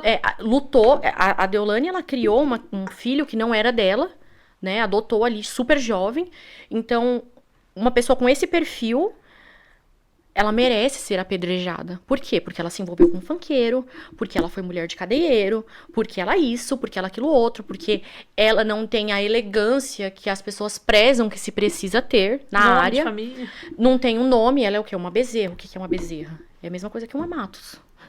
Então, as pessoas, elas têm dois pesos e duas medidas. Aí veio o Gustavo Lima, Não, é o embaixador. que cometeu crimes. Pra mim, Márcia, a prisão, processualmente falando, pra mim a prisão preventiva não caberia pra nenhum dos dois. Não, teve O Auri, Acho que o relator, quando deu a primeira vez a liberdade, falou sobre isso. pra mim não caberia pra nenhum dos dois. Só que é impressionante como a pressão da mídia sobre um é diferente sobre a pressão da mídia sobre outro. Eu orei, juro por Deus. Eu falei pra minha mãe, eu vou ajoelhar e vou orar pela vida dessa mulher. Porque ela foi pra um presídio longe da mãe agora, ela não sabe como a mãe tá, sabe? As pessoas não sabem o que é um presídio, a filha dela é pequena, tá em casa, estuda num colégio de elite. Só Deus sabe o que essa menina vai passar quando voltar pra essa escola. Então as pessoas, elas tornam a vida dos outros um inferno. As pessoas são satânicas. São as próprias pessoas. O meu chefe falou uma frase que é verdade. O ser humano é uma invenção que deu errado. Deu errado. Porque pra mim, um ser humano que consegue desejar, sem saber, sem ver os autos, sem uma condenação, Só porque a mulher anda com carro importado. só porque ela é literalmente a favela venceu. E ela não se mascara. Eu acho que é isso que marca. Porque se você é lascado e você cresce na vida e você joga ali um cimento nas suas raízes, você finge que você nunca teve aquela vida e você faz um curso de oratória, um curso de elegância e tudo mais. Somos assim. E seu passado fica soterrado, você tem uma probabilidade maior de não ser julgado. Agora, quando você expõe quem você era, de onde você veio, você não esquece de onde você veio, você não vira as costas para as pessoas do seu passado que te aconchegaram ali em algum momento, e você fala, eu era isso, eu fiz isso, eu sou isso hoje, a chance de você ser discriminada é o que acontece com ela. Não que eu acho que ela é a pessoa mais perfeita do mundo, muito pelo contrário, eu acho que ela tem os erros, os acertos como qualquer ser humano, mas eu acho que nós, meros mortais, Quem somos nós? que passamos farol vermelho, o brasileiro que bebe uma cervejinha antes de dirigir, o homem que vai lá e dá um tabete na esposa, eu acho que nós. Aquele que só nega imposto. Aquele que só nega imposto. Que pensa que se negar imposto não dá cadeia e dá. Aquele que transfere a multa pro nome de uma pessoa pelo despachante. Tudo isso é crime, gente. Tudo isso é crime. Então... Aquele que não paga pensão pro filho. Também criminalmente entendeu? Responde. Aquele que frauda o seguro do carro. Também Tudo isso responde, gente. Não sou mais santo que ninguém. Sabe? Eu não acho que existe criminho, existe crimão. Até fofoca é crime. E as pessoas se sentem no direito. Não, como ela deu certo... ela namorou um PCC. Nem sei, mas namorou um PCC. Ela sempre foi envolvida com a criminalidade. Eu vi comentários bizarros, sabe? A mãe dela é uma senhora nordestina que batalhou, correu atrás. A mãe dela tem uma história sofridíssima, lutou pelas ficaram me filhas. marcando, falando assim, agora vai lá no podcast pra dar uma entrevista. Ai, que ódio que eu fiquei disso. Um absurdo. Por que as pessoas... Eu não sei por que a sociedade tem isso, de querer ver o outro dar errado. Eu acho que talvez seja um pouco de inveja. Porque não tem capacidade. Os haters que eu tomo é sempre nesse sentido. Aí eu falo, realmente, você nunca foi preso, mas se comparar quem é você e quem eu sou. Você entendeu? Eu fui estudar. Minha filha tem autismo. O que importa é seu passado? Exatamente, eu não me limitei. Minha filha é autista, eu não me limitei. Então quer dizer, você tinha que estar morta? Pra sociedade é isso? Minha mãe, hoje, eu acho que ela mudou um pouco isso, mas quando eu saí do presídio, pra ela eu tinha que trabalhar fazendo faxina. Não que ser faxineira não seja demérito, não é demérito. Não seja um trabalho digno. É um trabalho digno, porque se você não tem um auxílio pra limpar a sua casa, você tá lascada. Tem uma funcionária da minha casa, inclusive um beijo pra ela, que ela é a minha maior admiradora. É uma avó pra mim, a Maura tá na minha casa há 20 anos, não é demérito nenhum. Pra mim só existe ela no mundo, minha mãe brinca comigo. E quando a Maura se Tanto que eu nem uso esse termo de empregado doméstico, eu uso de ajudante. Então, a pessoa que me ajuda, não é demérito nenhum. Mas ela tinha essa opinião e ela falava que eu tinha que fazer. Se seu sonho não é esse, por que porque se eu você é tivesse batido o pé e falado assim, não, eu não vou, eu quero o melhor. Sábado, foi domingo, não lembro. Eu acho que foi ontem que eu falei assim pro meu marido, ainda bem que tal empresa me mandou embora, ainda bem que tal outra empresa me mandou embora, ainda bem que as portas se fecharam pra mim, ainda bem que tudo que eu imaginava que era bom naquele momento não deu certo. Porque senão eu teria chegado onde eu tô hoje. Exatamente isso. E eu penso assim, Eu vou chegar em muito mais lugares. Amém. Tudo que eu passei lá atrás, que meus familiares passaram, que as pessoas que eu amo passaram e que me fez ter um contato e talvez a simplicidade que eu tenho, que por mais que eu seja uma pessoa muito vaidosa, eu gosto muito de coisa boa, eu sou uma pessoa muito simples. Sou uma pessoa muito simples. Eu sei transitar. Fala que toda vez que a arrogância tá chegando perto de mim, eu vou onde eu vim.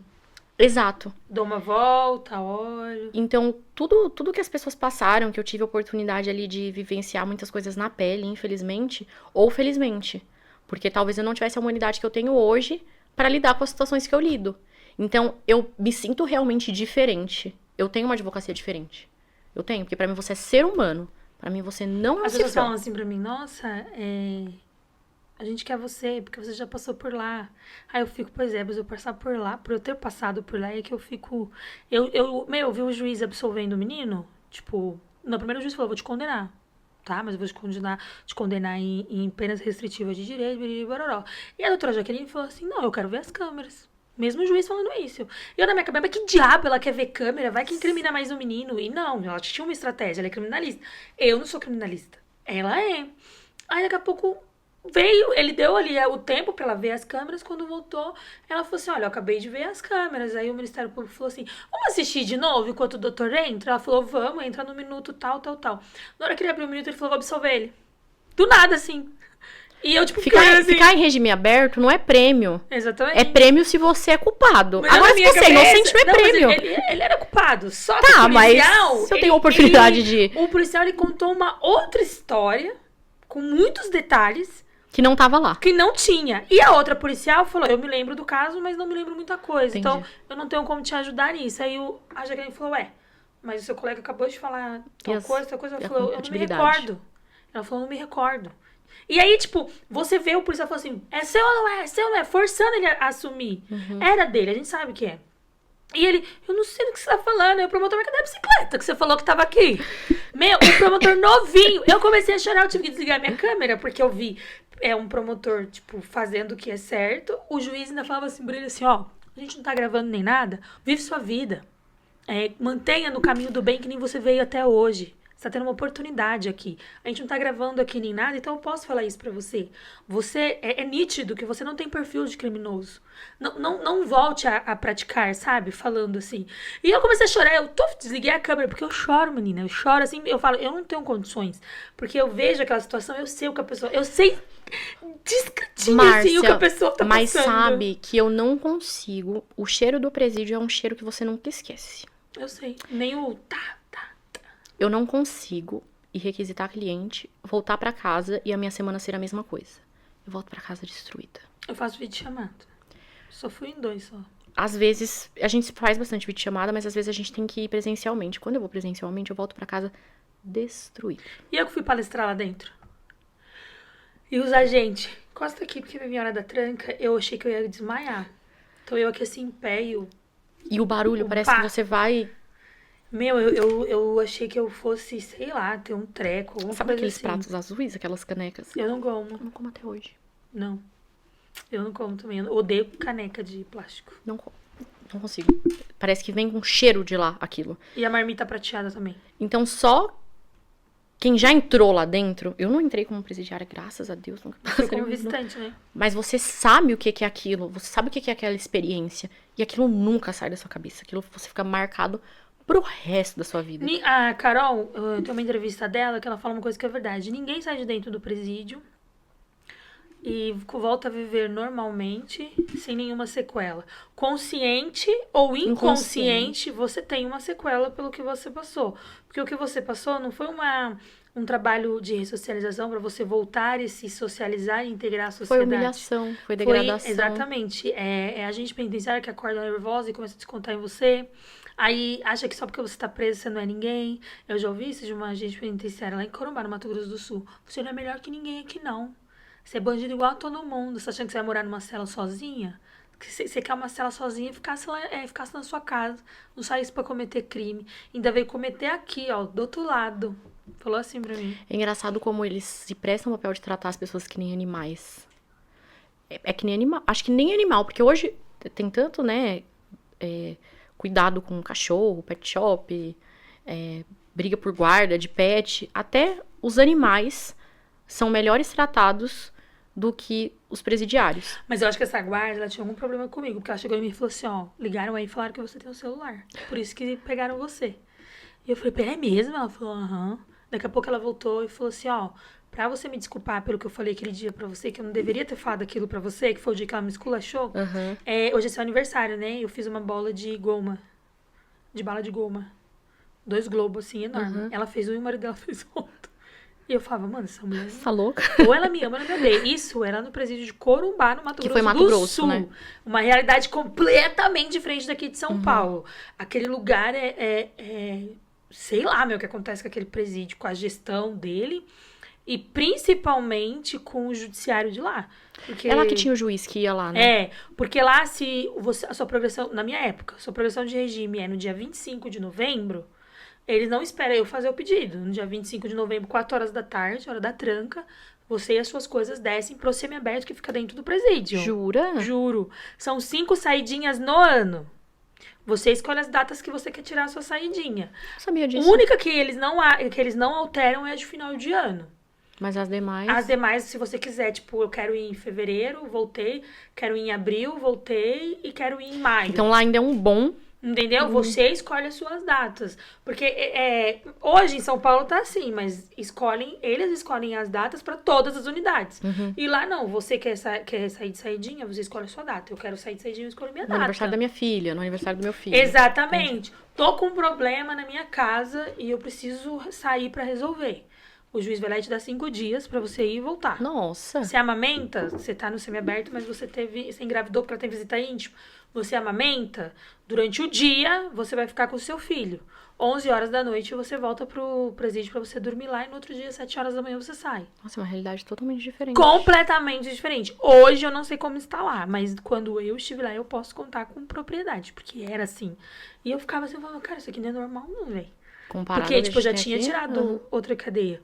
Às vezes, conforme a palestra foi indo, aí você vai mexendo, eu vou me lembrando, assim, das coisas, eu falo, gente, tipo, São Paulo tá 1000 anos atrás. Porque, lá é muito, assim, uma realidade completamente diferente daqui, em questão da execução penal. Tipo, lá anda. Eu gosto muito de execução penal. Ah, nossa, Muito. Eu gosto muito. Muito. gosto. Porque você tem pelo que brigar, né? Às vezes, processo de conhecimento, você já entra sabendo que o cliente já tá... Você entra sabendo que deu ruim. Eu peguei um agora que a mulher falou, não, mas eu tenho o que fazer. Eu falei, não tem. Ele vai ficar 1 ano de castigo. Ele tá 8, então vamos lá, 10, 11, 12, daqui 3 meses.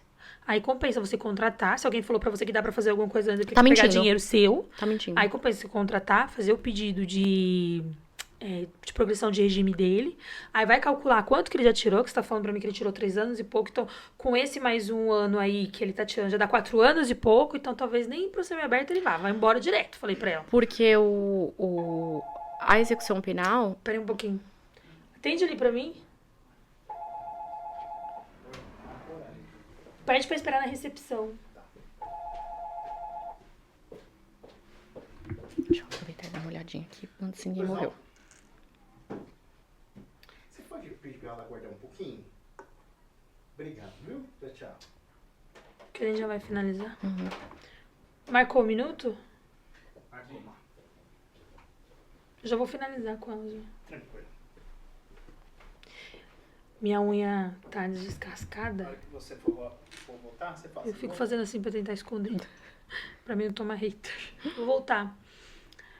Então, aí eu fui e falei isso, entendeu? Tipo, espera voltar. É, porque a execução penal, pelo menos você tem um lapso, um requisito objetivo, que é o lapso, muito firme pelo que brigar. Então, eu me sinto mais estimulada a trabalhar do que muitas vezes um processo de conhecimento que é tudo muito subjetivo e você entra com aquela sensação que vai dar errado. Quando você fala subjetivo pra quem tá assistindo, é o quê? O que não é palpável, que as pessoas... É muito relativo, vai do entendimento do juiz, você entra... Depende de como serão as testemunhas. A gente já teve casos que a gente entrou pra audiência, que até faltando 10 minutos pra acabar a audiência, eu e meu chefe tava assim... Já ganhou, já ganhou, já ganhou. E aí veio o último réu e falou um monte de asneira. Esse do meu parente falou um monte de asneira. E o cara tomou uma condenação na decisão falava. Pautava-se na contradição do último réu a ser ouvido. Então, tava tudo pra dar certo. E deu errado. Então, tem essa chance de variável muito grande. Eu fico muito ansiosa. Muito ansiosa. Você perguntou se eu pego, né, o problema. Totalmente. Fico sem dormir. Acordo 2 horas da manhã. E meu chefe é a mesma coisa. Manda mensagem às vezes tarde da noite, porque lembrou de alguma coisa. Eu Aí sou acorda assim. assim já pensando. Aí você vai pro final de semana. Você fica ali assim. Ai, meu Deus, será que vai dar certo? Ai, meu Deus, será isso? Eu tenho um diagnóstico de depressão. Eu falo que o direito me tirou da depressão. Porque você acorda tão, assim, preocupada com as coisas que você tem que fazer, o ritmo que você tem que fazer, que você não consegue ficar só na cama deitada. E a vida do outro. Ou parar, que pelo menos antes comigo era assim. Eu parava e não queria fazer mais nada. Tipo, parava. Algumas vezes eu já tive esse lapso aí de tipo, ficar 1 semana não produzir nada. Mas aí quando começou, tipo, a aparecer muita gente, porque um vai falando pro outro, um vai falando pro outro. Aí eu falei assim, quer saber, meu? Vou começar a pegar tudo que aparecer. E aí eu deixo pro advogado fazer o filtro. E aí isso começou a melhorar. Porque é a vida do outro, você deixa de ser tão egoísta no direito. Você vê que tem problemas muito maiores do que o seu. E às vezes sua vida tá uma droga. Acontece comigo, às vezes minha vida tá uma droga que eu não quero fazer nada por mim. E Mas tem aí eu vejo a vezes- vida do outro, eu olho e falo, meu É. Deus. Tem vezes que eu bato o olho e falo, meu, o juiz comeu bola aqui. Esse juiz não é dessa área. Aí você vai olhar realmente. Não, aí eu vou estudar, tipo assim, quando eles vêm, eles costumam pontuar. Quando eles não pontuam com a lei, eu falo, eles não sabem o que eles estão falando. Agora, Sim. quando vem eles pontuando, Fundamentado. mostrando, meu, esses dias eu engoli o ECA. Porque, tipo, ele colocou o artigo 50 e foi. Eu falei, mas, peraí. Artigo 50 meses. Do ECA é que quando você vai adotar uma criança, as informações dela têm que se manter em segredo de justiça. Eu falei, mas o que ele tá falando, não teve nenhuma informação aqui que não esteja. que não esteja em segredo de justiça. O processo tá em segredo de justiça. O acesso ao local tá em segredo. A pessoa não entra lá, tira a criança e sai. Você entendeu? E fui onde eu vi que ele tinha falado besteira. Aí eu falei, mano, tá vendo? Eu poderia estar fazendo o quê? Olhando rede social. E não, tô aqui estudando. Vendo a vida do outro, ou lendo os comentários que as pessoas colocam me xingando. Exatamente. Tipo, isso eu já evito fazer hoje em dia. Já não faço mais. Ai, faz muito mal. Às vezes eu adoeço só de olhar os comentários que as pessoas fazem da vida do outro, assim, que eu vou ler as matérias do direito penal, principalmente. E aí eu vejo que tem um monte de juiz na internet. Às vezes não terminou nem o ensino médio. Terminou nem o ensino médio, mas se acha digno ali. Às vezes é um cara que soca a esposa em casa. Mas ele tá aqui falando mal, sei lá, da Deolane, Gustavo Lima. Então, ele é mais digno. Ganha tipo um salário CLT, acorda 8 horas da manhã. Acorda 8 horas da manhã não, 8 horas ainda é luxo. Sai de casa 5 horas da manhã, chega em casa 11 horas da noite, se E vai mata pegar ali o pro seu- emprego, tipo, inferior às necessidades dele, pra ganhar um salário mínimo e se acha no direito de ir lá e mexer o Chegar, pau deixa eu na pegar vida meu dos celular outros. aqui, falar mal, julgar fulano, julgar ciclano, sem nunca ter frequentado um semestre do curso de direito. Então, assim, é bizarro. Sem ter conhecimento. A mulher no TikTok fez isso, falou assim pra mim, querida, você, como ela falou, você... Porque eu falei assim, o caso aquele ganhador do Big Brother. Pior? Não, o que Ele não ganhou o ganhou, Big né? Brother. Um moreninho. Davi?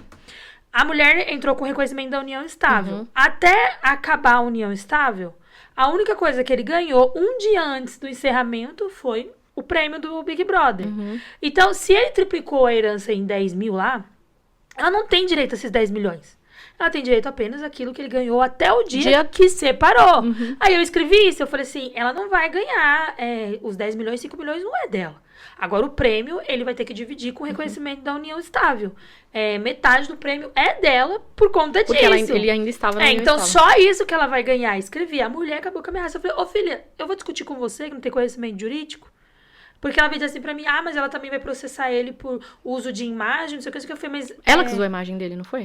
Não, exatamente. Ela que se juntou à imagem dele quando ela se apresentou como esposa.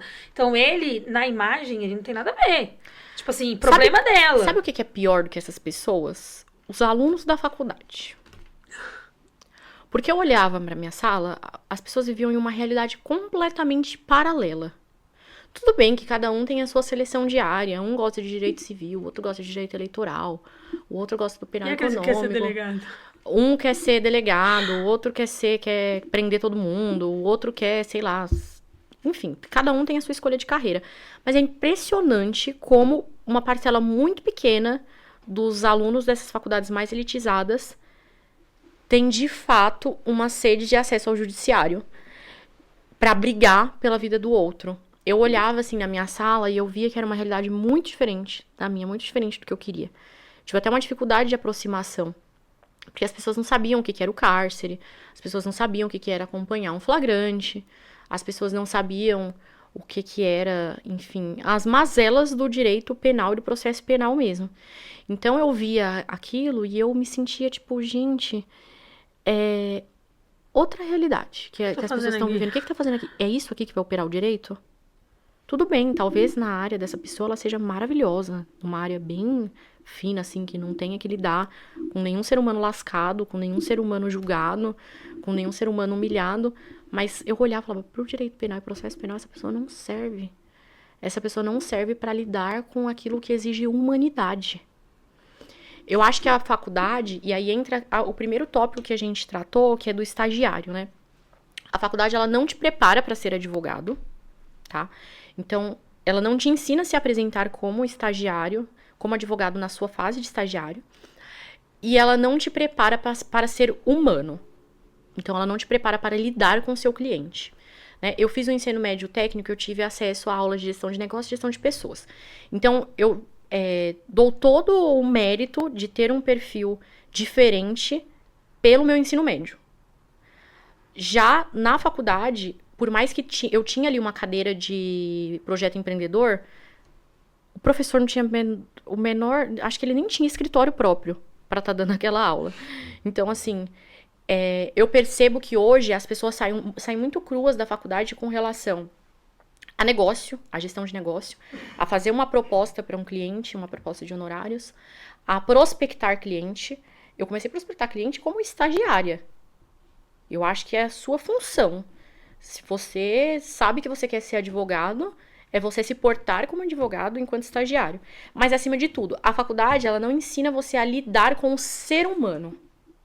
A você ter humildade, a você ter empatia, a você aprender a lidar com a dor do cliente. Porque muitas vezes o advogado vira um psicólogo, essa é a verdade. Somente família.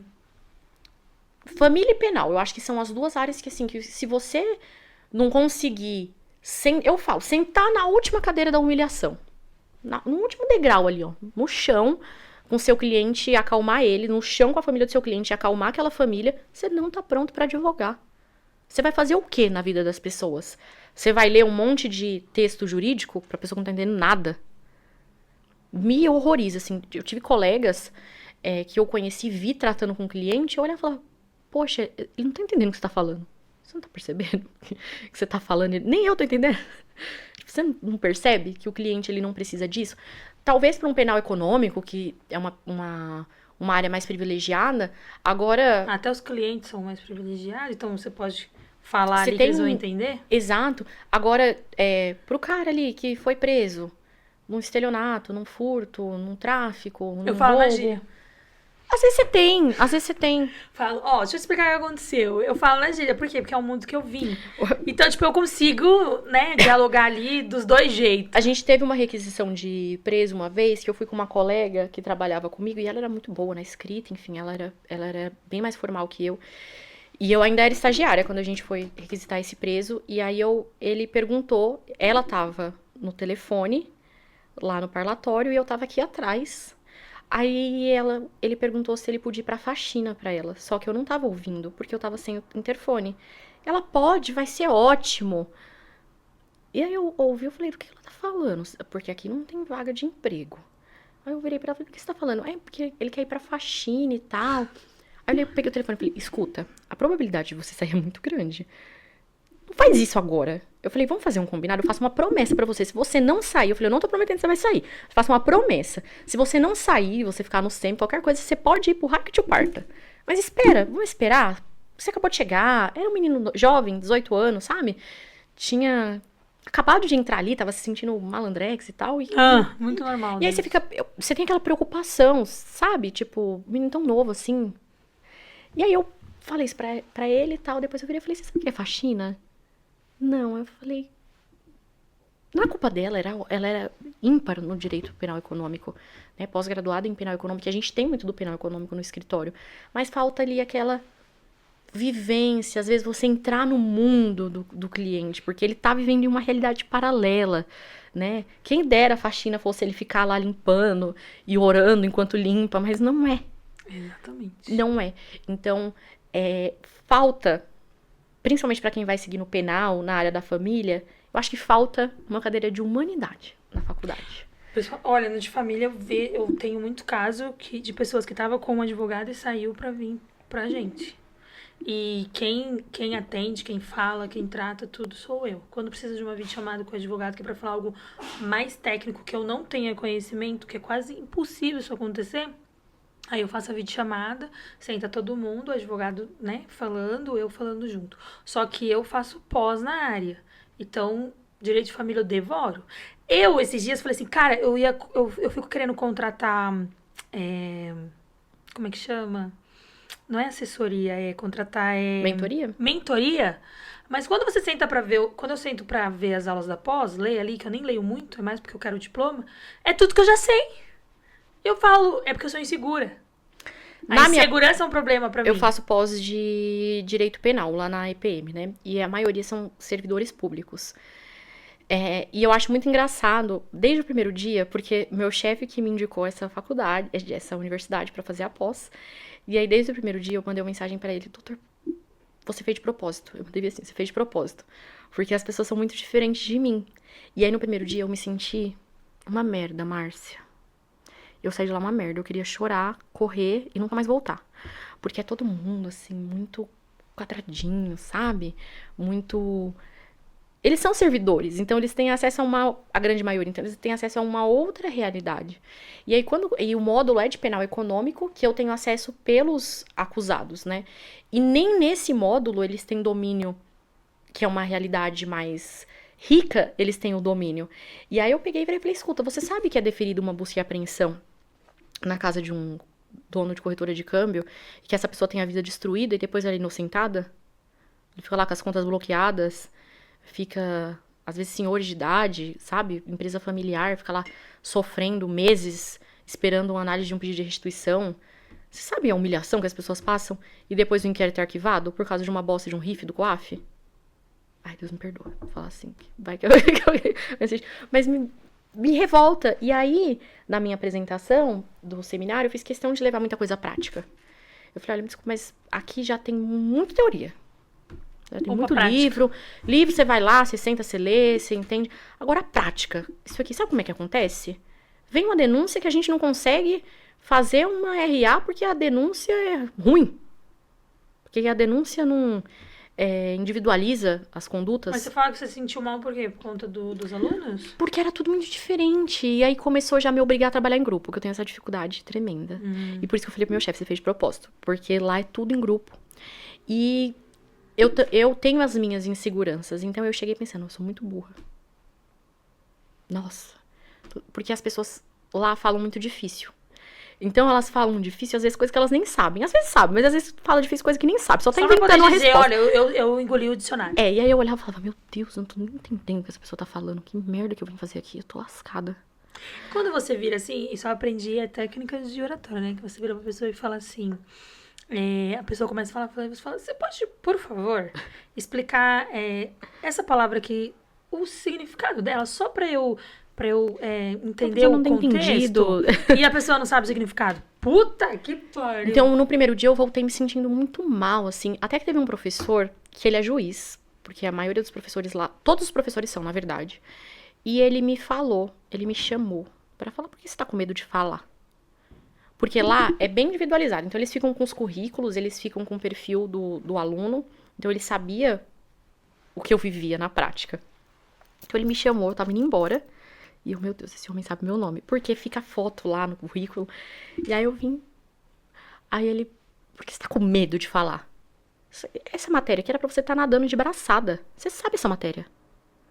Eu olhei e falei, é medo, porque as pessoas falam muito difícil. Eu sou muito diferente das pessoas aqui. Eu tenho medo de não ser boa, de falar uma besteira, de falar de um jeito que é simples demais. Aí ele olhou pra mim e falou, a partir de hoje, eu não quero que você tenha medo nunca mais de falar nessa sala. Eu fui embora. O caminho todo pensando, meu Deus do céu, vou ter que falar. Porque lá as notas são de acordo com o que você fala na sala. Então eles passam, eles ficam com o seu currículo lá anotando quantas vezes você falou. E eu aqui assim, ó, muda e calada. E eu só fazia assim, ó, algumas coisas que as pessoas falavam. E ele olhando pra minha cara e eu ouvindo cada bizarrice. E eu comecei a falar um pouco mais. Você tá quanto tempo nessa pós? Eu entrei esse ano, na metade do ano. No primeiro semestre. Então, eu comecei a falar um pouco mais, e aí, conforme eu fui falando, e conforme eu fui me aproximando das pessoas, eu vi que não era nada daquilo. As pessoas são gente boa, sim, eu consigo fazer trabalho em grupo lá, sim. Elas gostam de ouvir o outro lado, sim. Então, às vezes a gente se menospreza, essa é a verdade. E eu tenho esse hábito, assim... Eu recebi um direct de um servidor do Judiciário Federal. Perguntando se eu queria ir lá fazer uma palestra, né? E eu falei, a gente pode ver e tal. Ele falou assim, tem alguns juízes aqui que precisam te conhecer. E eu, na hora, fiquei pensando... Não, eu falei assim pra ele, não entendi. Como assim, precisam me conhecer? Ele falou, porque aqui tem uma galera que não acredita muito que uma pessoa que já cometeu crime mais de uma ou duas vezes no caso 3, que é o seu caso, possa se ressocializar. Eu falei, tá, mas eu não cometi 3 vezes, eu cometi 2. A terceira eu fui recapturada. Não é porque eu cometi um crime, eu fui recapturada. Aí ele, entendi, eu achei que você tinha ido presa 3 vezes. Eu falei, Não é porque uma pessoa cometeu o crime 5 vezes que ela vai cometer a Que ela é sexta. perdida, né? É engraçado isso, porque às vezes parece que a gente tá falando grego e a gente tá falando um absurdo. Mas é verdade. Eu conheço quem tem 20 passagens e hoje não pega uma bala. A maioria das pessoas que passaram por essa vida, elas acordam Em algum momento vai e dizem acordar. assim, cansei de viver no pecado. Viver no pecado cansa. A partir de hoje você é uma outra pessoa. Gente, quem fala que o mundo do crime é fácil, não conhece o mundo do crime, porque não é nada fácil, não. Não mesmo. Não é nada fácil, não. Eu acho que eu não conheço quem ganhou muito dinheiro com crime e não perdeu tudo pra... Tem. Quem sempre ganhou dinheiro com o crime nunca foi preso. E é dono de muitas coisas. E ninguém sabe nem o nome. Não, a pessoa não sabe nem o crime que comete. Sabe que mexe com algo que é ilícito. Que é ilícito, mas não consegue descobrir o que é. Mas agora dos crimes de roubo, por exemplo, aquela antiga geração, não tem. Ou morreu, ou deu tudo pra polícia, ou tá enterrado ou tá pobre. Ou foi preso. Ou tá preso até hoje. Eu tenho lá uns conhecidos que... Sei lá, tem um conhecido que tá preso desde 2000 e... Eu tinha 7 anos desde 2007.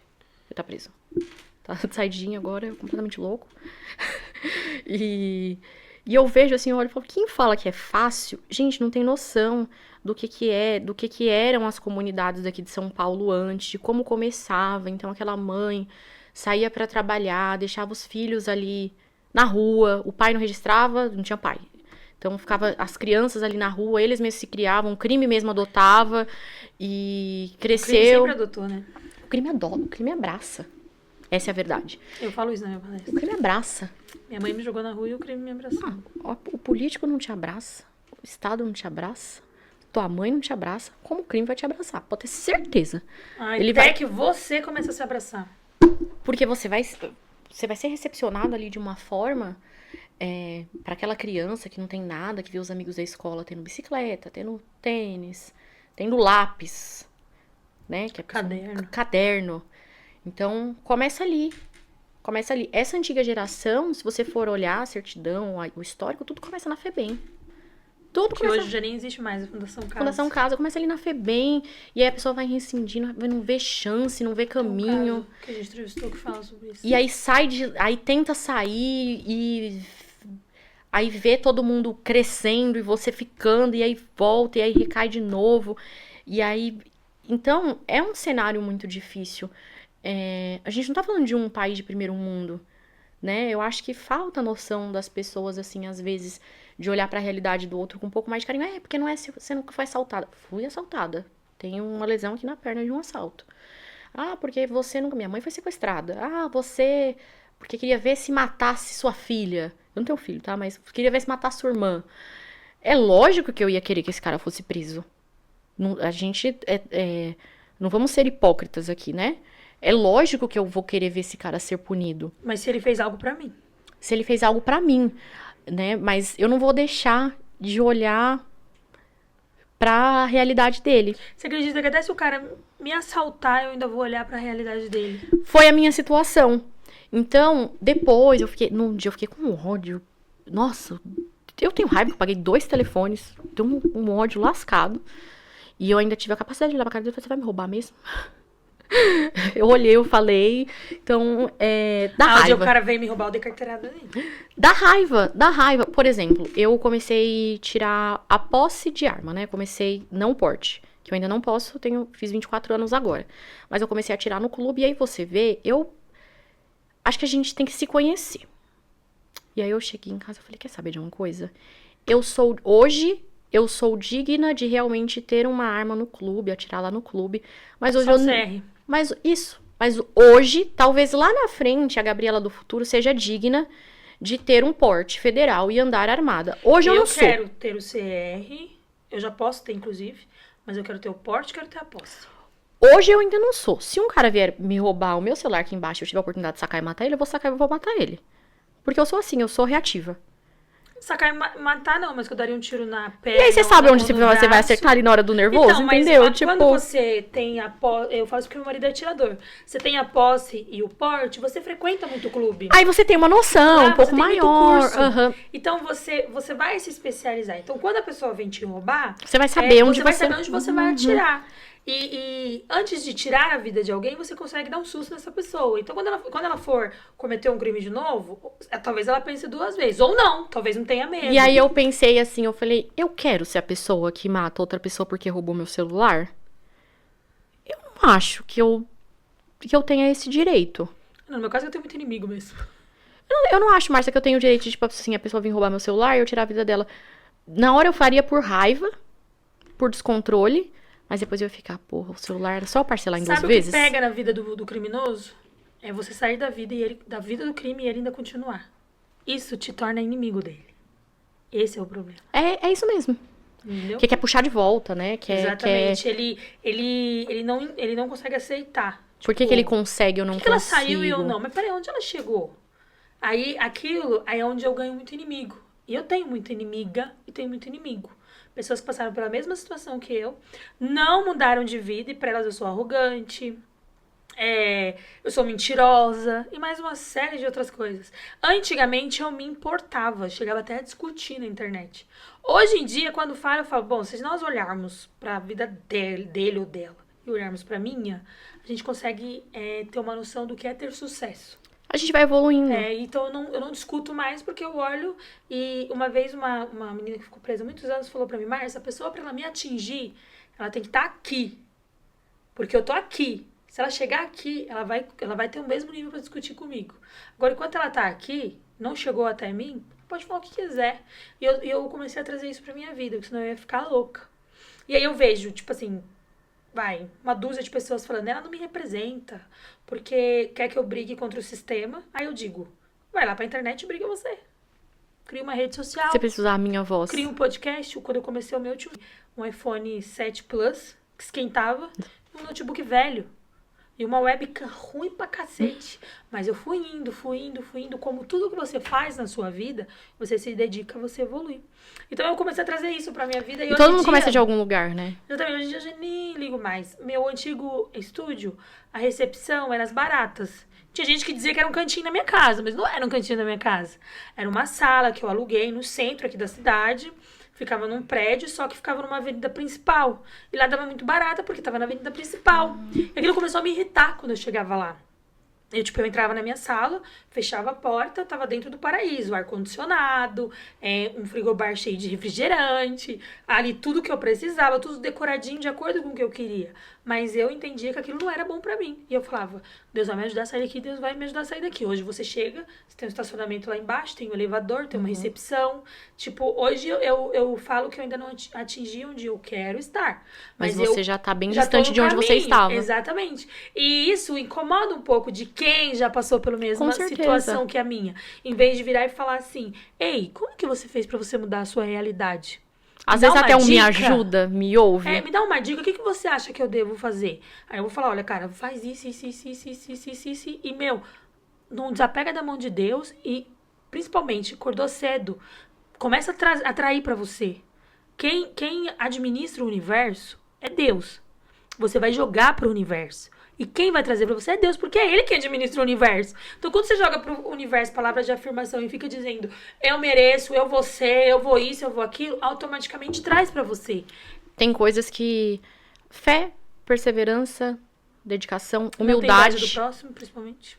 Humildade, né? Você desejar o bem pro próximo na mesma proporção que você deseja pra você. Então, tem muita gente que...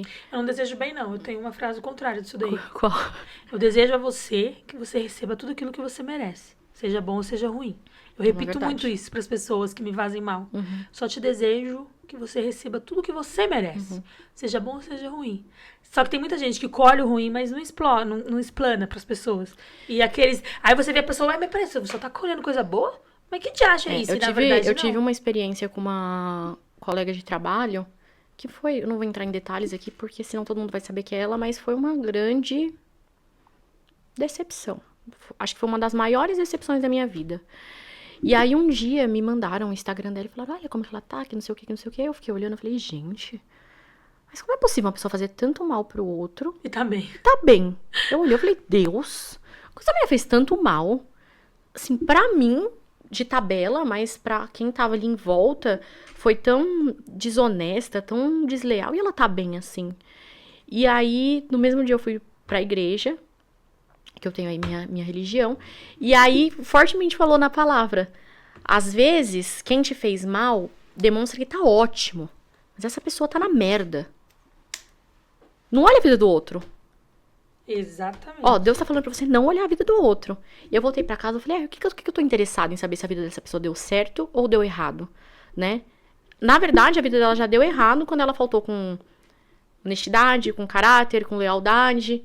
Então, o engraçado do direito criminal é que por mais...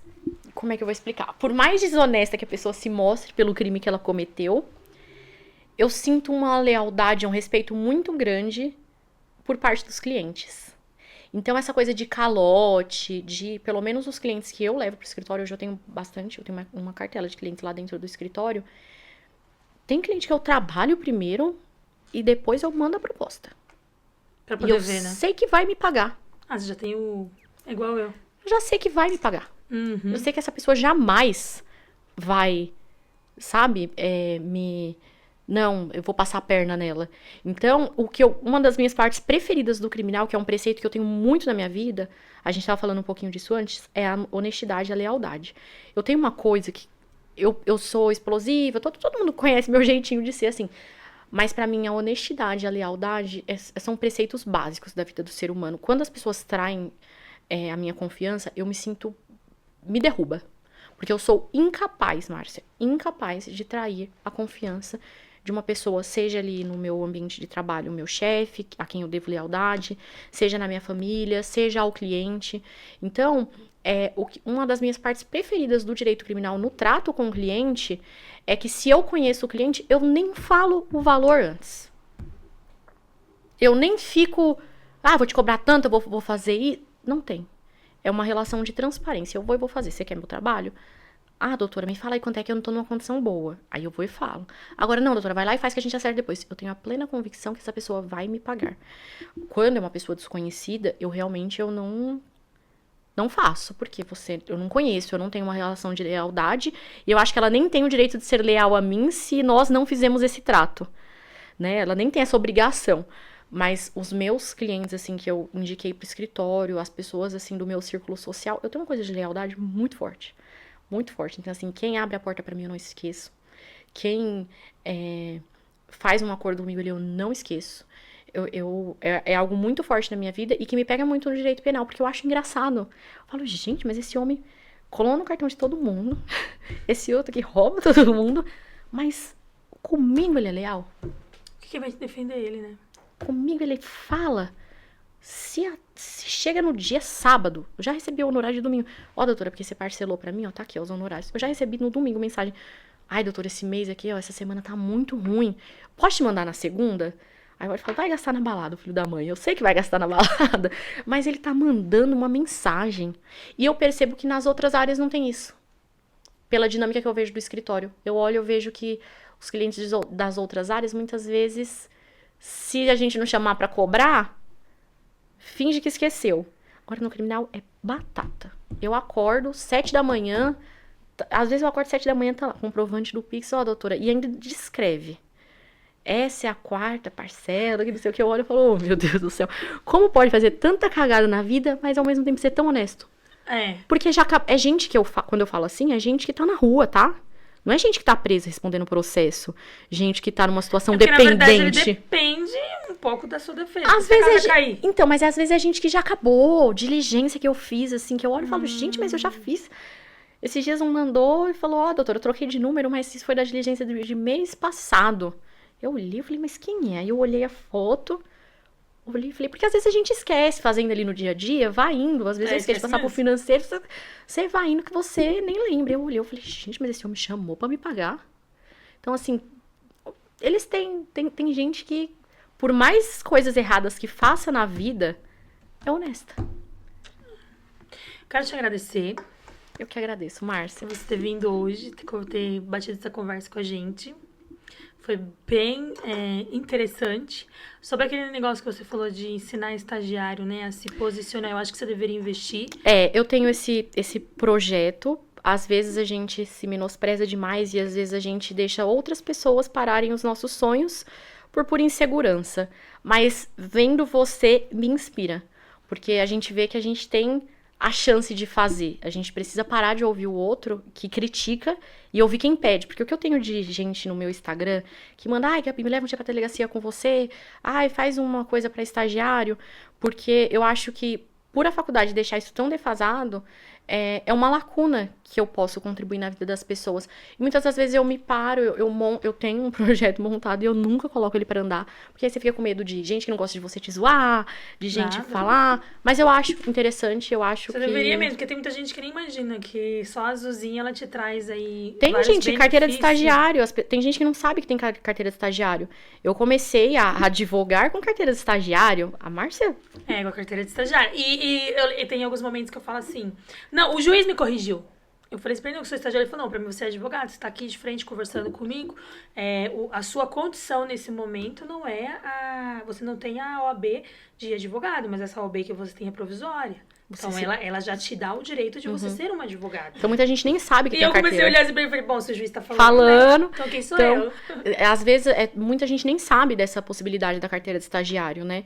Não sabe da possibilidade de ganhar dinheiro ainda como estagiário. Ganhar dinheiro no Brasil é muito criticado. Quem ganha dinheiro no Brasil, as pessoas acham que todo mundo tem que ser lascado. Porque se você ganha um pouquinho mais de dinheiro, você, enfim, tá fazendo alguma coisa errada. Isso é verdade. Você está fazendo alguma coisa errada. Então, você pode sim construir a sua carreira desde do seu início ali como estagiário. E eu tenho esse projeto, se Deus quiser, um dia eu vou colocar em prática, você vai estar lá pra assistir. Mas coloca mesmo, eu acho interessante. Eu acho que vale a pena, eu acho que é uma coisa importante. Até porque me pedem muita oportunidade de estágio no escritório, mas as pessoas não sabem ser estagiários, porque pensa que ser estagiário é só estar na posição de aprender. Muitas vezes não é isso, né? Muitas vezes não é só o aprender. Então, tudo que eu fiz até hoje, porque eu sou muito nova, considerada assim, com as outras pessoas que estão na área. Então, tudo que eu fiz até hoje, às vezes foi sem saber que eu poderia fazer. O primeiro flagrante que eu fui, né? Imagina que eu sabia o que eu tava fazendo, Márcia, eu não tinha a menor noção.